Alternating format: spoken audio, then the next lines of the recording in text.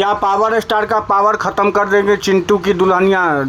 जी हाँ दोस्तों, ऐसा मैं क्यों कह रहा हूँ, क्योंकि जिस तरीके से सिनेमा हॉलों में भीड़ देखी जा रही है और चिंटू की दुल्हनिया के प्रति लोगों का जो प्यार और आशीर्वाद है, इससे यही लग रहा है कि चिंटू की दुल्हनिया जो है सो काफ़ी हिट मूवी होने जा रही है। और हिट इसलिए कि चिंटू की दुल्हनिया मूवी का जो सॉन्ग है वो काफ़ी चर्चित सॉन्ग है, जिसमें एक हिंदी रिमिक्स भी किया गया है। और हिंदी रिमिक्स के कारण जो है सो दोस्तों आप लोग जानते ही हैं कि इसे हिंदी लोगों को भी टारगेट किया गया है इस फिल्म के ज़रिए। और जो इनकी मूवी में जो भी इनकी छवि है वो एक कॉमेडी रूप के तौर पे देखा गया है।